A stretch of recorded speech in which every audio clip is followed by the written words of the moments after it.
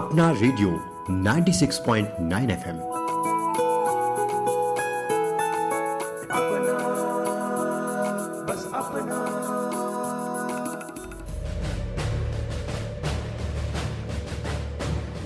नमस्कार, आप सुन रहे हैं अपना रेडियो 96.9 एफएम का विशेष कार्यक्रम जनजाति गौरव, जिसकी प्रेरणा संस्कृति मंत्रालय, भारत सरकार, इंदिरा गांधी राष्ट्रीय कला केंद्र और अखिल भारतीय वनवासी कल्याण आश्रम के सामूहिक प्रयासों से तैयार की गई पुस्तक जनजाति गौरव से ली गई है।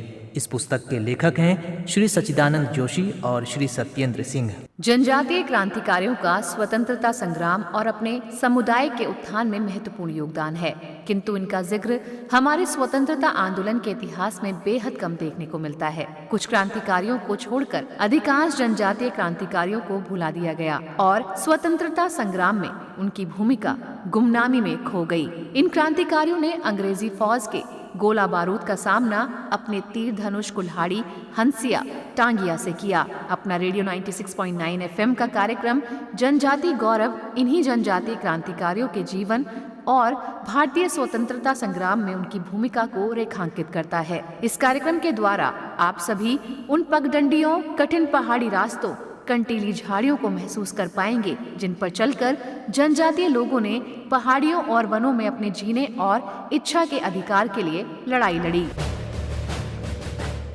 दोस्तों, मैं हूं उदय। आज आप जिस वीर बलिदानी जनजातीय गौरव की कथा सुनेंगे वो है वीरांगना सिनगी दई और कैली दई की कहानी। बिहार में रोहतासगढ़ पर उरांव जनजाति का राज्य था। औरंगजेब ने गांव समुदाय को अपने अधीन करने के लिए लगातार 3 बार आक्रमण किया। 12 वर्षों तक जारी रहने वाले इस युद्ध में जनजातियों ने अपने राज्य में प्रवेश नहीं करने दिया। मुसलमानों ने तीसरा आक्रमण किया। उस समय समाज के लोग उत्सव मना रहे थे। उस युद्ध का नेतृत्व सिनगी दई और कैली दई ने किया। दोनों ने महिला सैनिक टुकड़े के साथ वीरता से युद्ध किया और मुसलमानों को गढ़ में आने से रोका। गुप्त रास्ते से सभी गांववासियों को बाहर निकाल लिया। किसी भी जनजाति सदस्य को मुसलमानों के आश्रित नहीं होने दिया। सिनगी दई और कैली दई के शौर्य को स्मरण करते हुए 12 वर्षों में उरांव महिलाएं जनी शिकार उत्सव मनाती हैं। प्रख्यात वीरांगना सिनगी दई और कैली दई की स्मृति में प्रत्येक 12 वर्षों में उरांव महिलाएं जनी शिकार का उत्सव मनाती हैं। मुगलों के साथ 3 बार लड़ाई लड़ने में 12 वर्ष लगे थे। इस कारण 12 वर्ष में जनी शिकार का आयोजन करके महिलाएं मुगलों के प्रतीक स्वरूप बकरी और मुर्गी का शिकार करती हैं। यह शिकार उस ऐतिहासिक घटना का स्मरण दिलाती हैं जब वीरांगना सिनगी दई और कैली दई के शौर्य से जनजातियों के प्राण बचे थे। उरांव का शासन सासाराम के कुछ मील दूर पहाड़ों के ऊपर पत्थरों से निर्मित रोहतासगढ़ में था, जो दिल्ली के मुगल शासक को खटक रहा था और वे उसे हथियाना चाहते थे। औरंगजेब के कालखंड में अनेक आक्रमण हुए, परंतु उरांव वीरों के साहस के सामने वे टिक नहीं पाए। 2 आक्रमण निष्फल हो गए, परंतु औरंगजेब नहीं माना।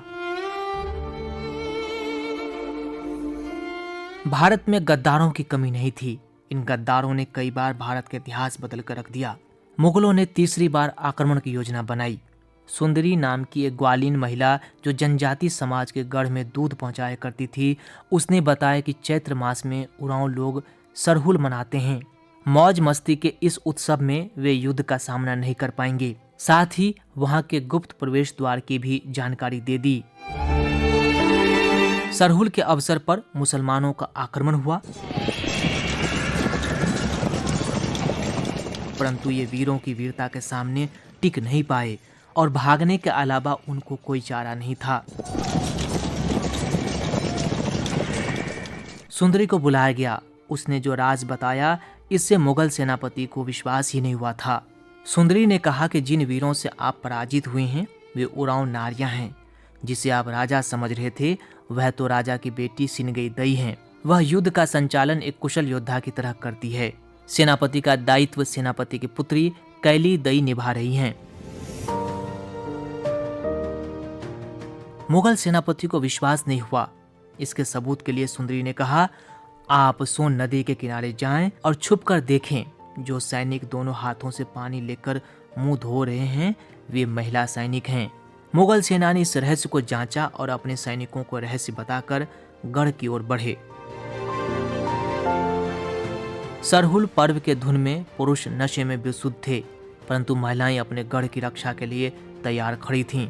सिनगी दई और कैली दई के नेतृत्व में उरांव नारियां पुरुष वेश में मुगलों पर टूट पड़ी।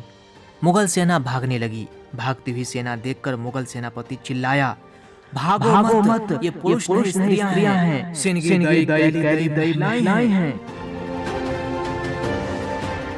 मुगल सेना अपनी कायरता पर लज्जित हो दुगने वेग से आक्रमण किया।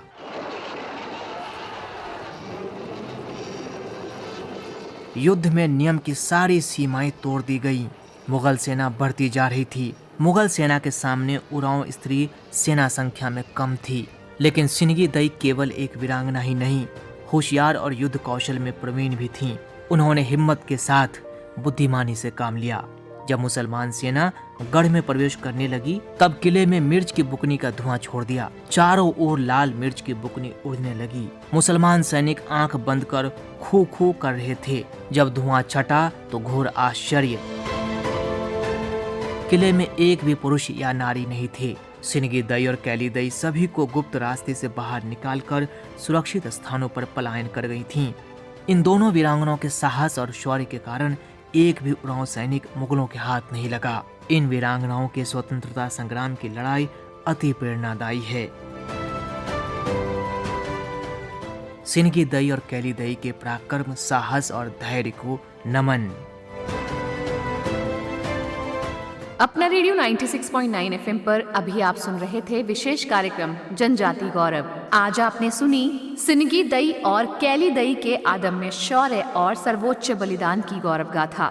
इसकी प्रेरणा संस्कृति मंत्रालय, भारत सरकार, इंदिरा गांधी राष्ट्रीय कला केंद्र और अखिल भारतीय वनवासी कल्याण आश्रम के सामूहिक प्रयासों से तैयार की गई पुस्तक जनजाति गौरव से ली गई है। इस पुस्तक के लेखक हैं श्री सच्चिदानंद जोशी और श्री सत्येंद्र सिंह।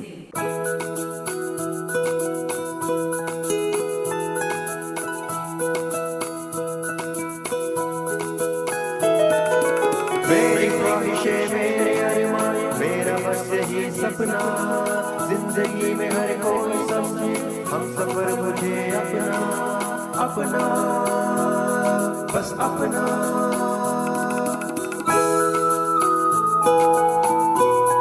अपना रेडियो 96.9 FM। अपना बस अपना।